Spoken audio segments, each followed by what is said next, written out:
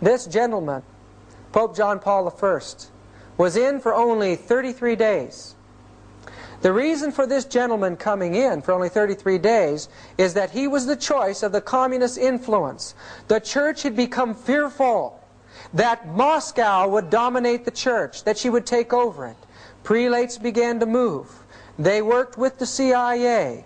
Cardinal Wyszynski from Poland was summoned to this secret meeting, and they decided to plan to get Wojtyla in. Wojtyla had already been deeply involved in the Vatican II project. He was an extremely intelligent man, and he was trained in the field of acting and playwriting. He was the perfect man for the job.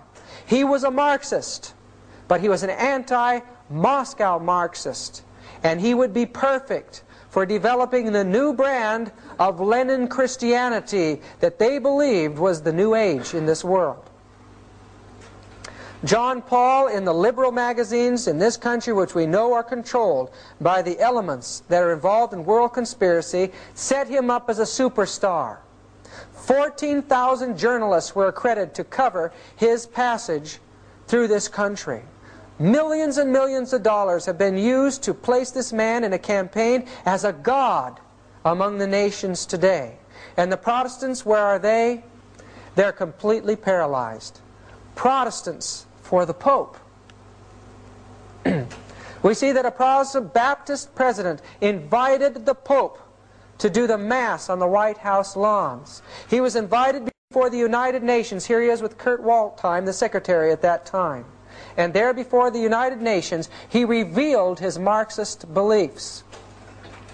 The Plain Truth magazine put out in that year says that during the 62-minute discourse at the General Assembly, the Pope shed, as it were, his clerical garb and displayed his humanistic side.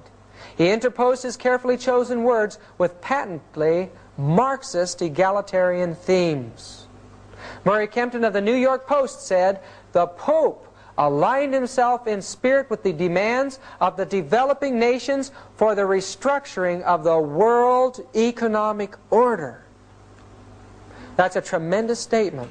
And look what's going on in black Africa. When the Pope visited Africa, they even changed the color of Christ.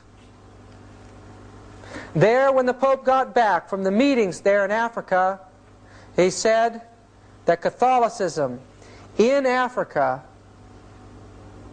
is Africa. The church is taking over the third world communist countries today.